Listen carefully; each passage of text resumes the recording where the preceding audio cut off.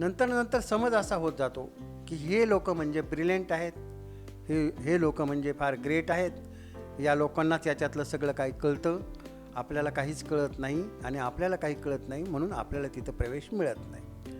असे बरेच नट होते की उपेंद्र लिमे होता, लीना जामकर होती, लागू होते, निळूभाऊ होते.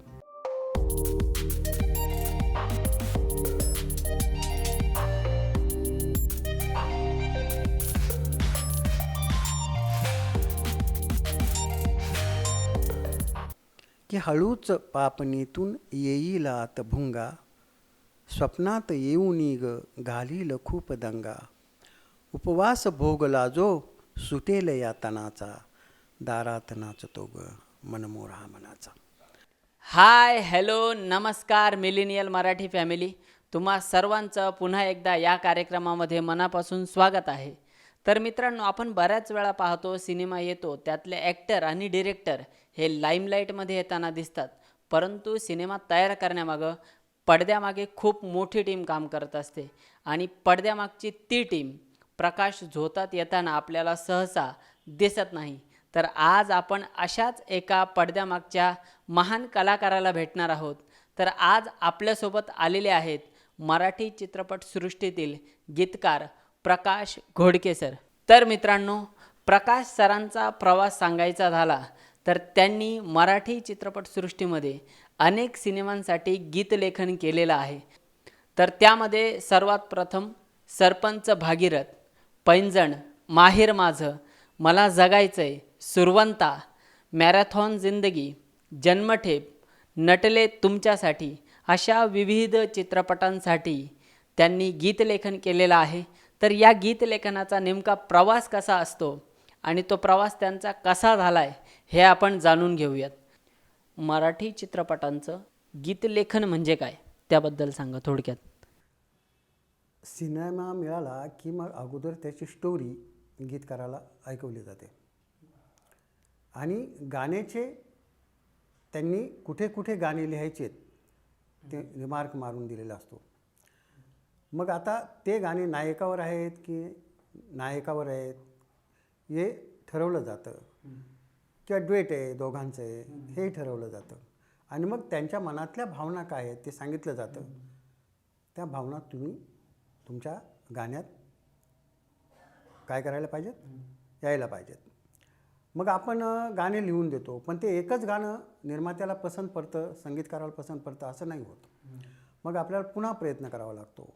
जोपर्यंत ते गाणं त्यांना पसंत पडत नाही तोपर्यंत गीतकाराला गाणं लिहावं लागतं.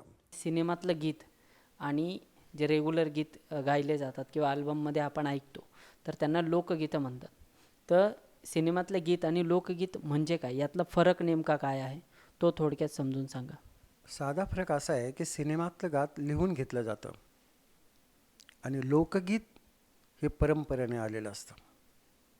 हा याच्यातला फरक आहे की लोकगीताचा कोण कवी आहे सांगता नाही येणार, पण अनेक पिढ्या ते लोकगीत माझे आजोबा, त्यांची पंजोबा, त्यांचे पंजोबा असे म्हणत म्हणत म्हणत आलेले आहेत.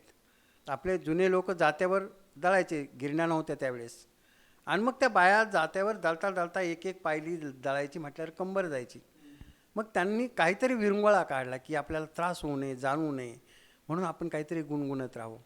मग जात्यावरच्या ओव्या आल्या. मग जात्यावरच्या ओव्यामध्ये मग ते काय म्हणतील तर त्यांच्याच घरातलं सुखदुःख, त्यांचाच भाऊ, त्यांचा भाऊ गरीबच असायचा पण तो किती तालेवार आहे वगैरे असं वर्णन असायचं. म्हणजे आपल्या भावाला का गरीब समजायचं आपण.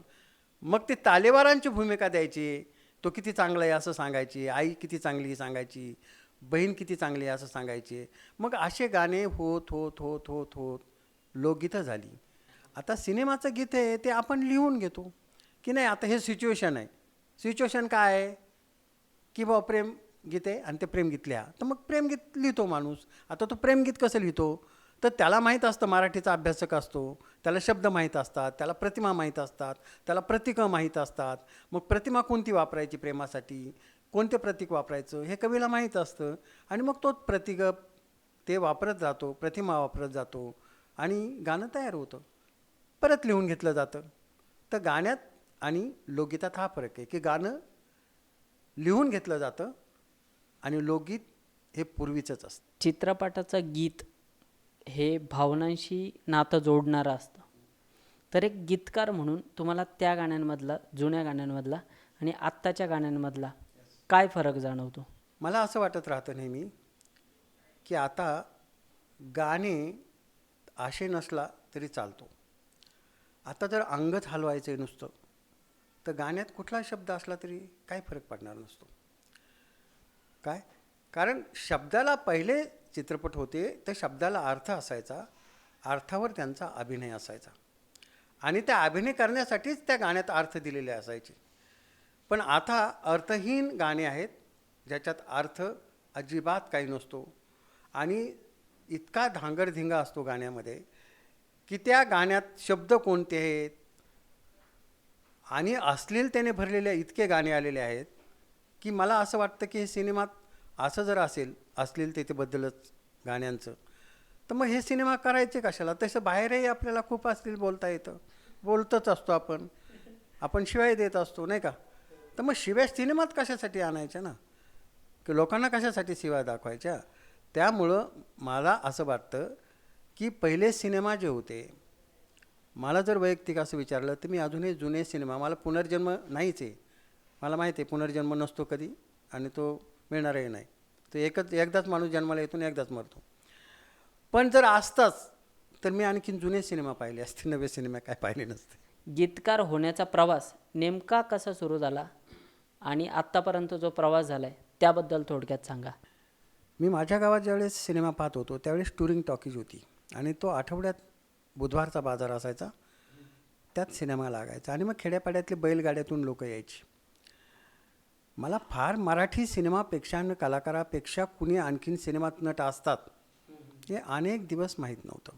मला वाटायचं की मराठी सिनेमा आणि एवढेच नट आणि एवढंच आणि संपलं मग इथले सगळं आयुष्य.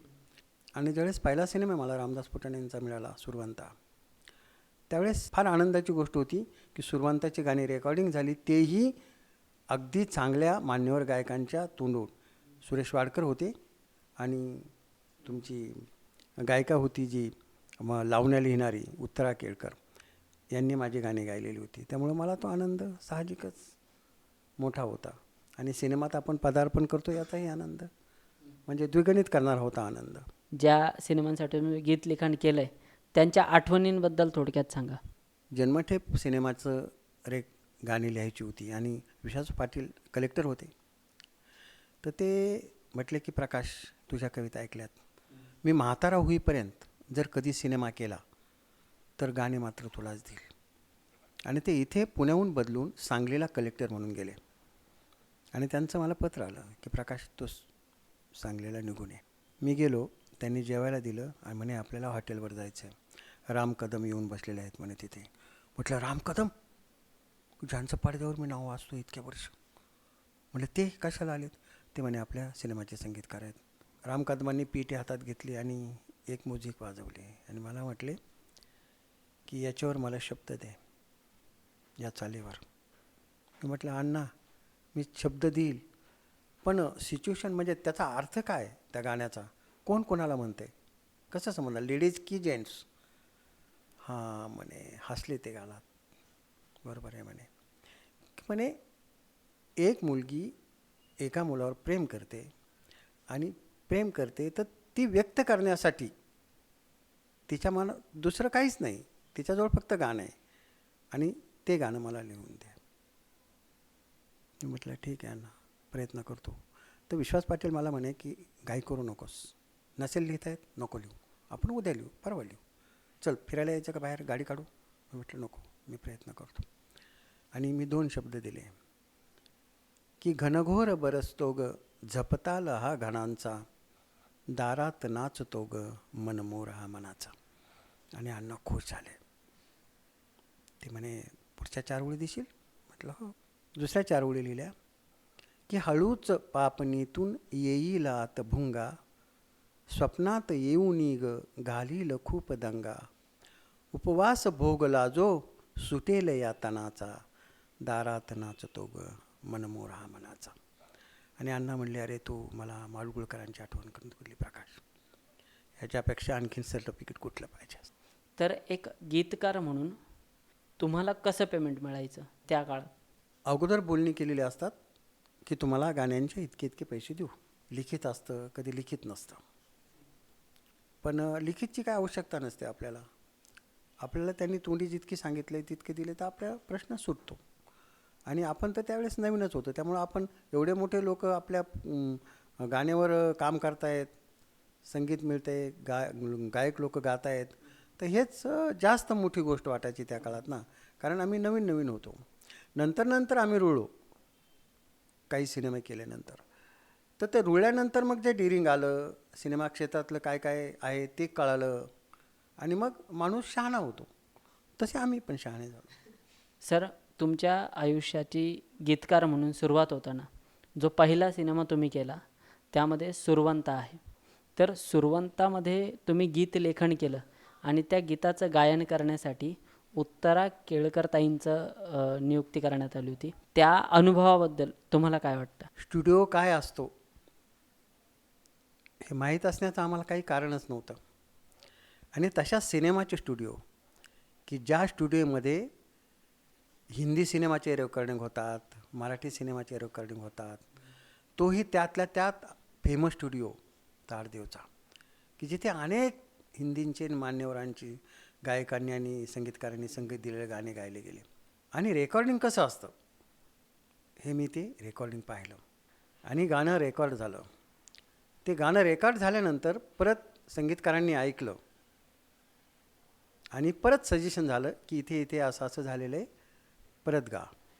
मग परत ते गाणं रेकॉर्ड झालं, परत रेकॉर्डिंग सुरू झालं आणि गाणं ओके झालं. गाणं ज्यावेळेस ओके झालं त्यावेळेस सगळ्यांनी टाळ्या वाजवल्या. खरं तर माझ्याच गाण्यानं त्या सिनेमाचं रेकॉर्डिंग सुरू झालं होतं काय, आणि तो आनंद मी कधीही आयुष्यात विसरणार नाही. कारण एवढे मोठे मोठे लोक माझ्या रेकॉर्डिंगला हजर होते. तुमच्या गाण्यावर अभिनय करणारे जे वेगवेगळे कलाकार होते, तर त्या अनुभवाबद्दल सांगा. तो आनंद कसा होता? खरं तर आपल्या शब्दांवर, आपल्या गाण्यावर कुणीतरी अभिनय करतं आहे ही कल्पनाच खूप आनंद देणारी आहे. एक फार मोठा प्रसंग आहे आनंदाचा की मला तो सांगावासा वाटतो. अखिल भारतीय मराठी साहित्य संमेलन आळंदीला भरलं होतं आणि तिथे माझ्या कवितेला प्रचंड दाद मिळाली होती. पब्लिकमधून कुणीतरी एक मुलगी स्टेजवर आली आणि तिने स्टेजवरचेच हार माझ्या गळ्यात टाकला आणि माझा सत्कार केला. तर ती मुलगी दुसरी तिसरी कोणी नसून अश्विनी भावे होती. आणि अश्विनी भावेंनी जन्मठेप नावाचा एक सिनेमा आला, त्यात माझीही गाणं होती. त्या गाण्यावर त्यांनी अभिनय केलेला आहे. याचा आनंद मला खूप झाला. असे बरेच नट होते की उपेंद्र लेमे होता, नीना जामकर होती, लागू होते, निळूभाऊ होते. अशा अनेक दिग्गजांवर माझं गाणं चित्रित झालेलं आहे. याचा मला सार्थ अभिमान आहे आणि आनंदही आहे. आत्ता आपण पाहतो बरेचसे गीतकार खूप प्रसिद्ध झालेले दिसतात आणि काही असे गीतकार आहेत ज्यांच्याकडे खरंच प्रतिभा आहे, परंतु ते प्रकाश झोतात किंवा लोकांच्या समोर येत नाहीत. तर याचं कारण काय वाटतं तुम्हाला नेमकं? प्रतिभावंत खूप आहेत, खूप म्हणजे खूप आहेत. पण अडचण एक आहे की प्रत्येकाने अशी चाकोरी आखून घेतलेली आहे की या चौकोनात आमचंच राज्य आहे, या चौकोनात बाकीच्यांनी दुसऱ्यांनी कुणी यायचं नाही. आणि हे बंदिस्त चौकोन जे आहेत, प्रसिद्धीचे म्हणा, नावाचे म्हणा किंवा तुमच्या सिनेमाचे म्हणा, तर हे आखून घेतलेले जे आहेत त्यांनी बंदिस्त, तर त्याच्यात जे जे लोक आहेत त्यांना जे जे लोक हवे आहेत त्या लोकांना ते पाचारण करतात.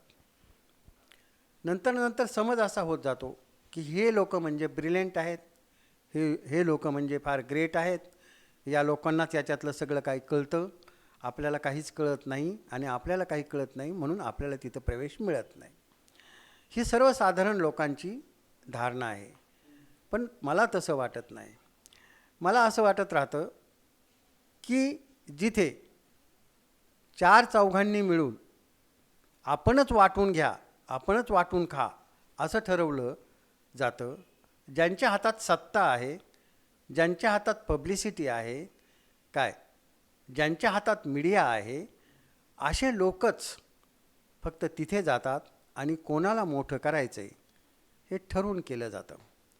त्यामुळं सर्वसामान्य माणसं जी आहेत, प्रतिभावंत आहेत, त्यांना तिथे चान्स मिळत नाही आणि ते तिथे लवकर जात नाहीत. जात नाही म्हणण्यापेक्षा यांना ते स्वीकारतच नाहीत. आणि म्हणून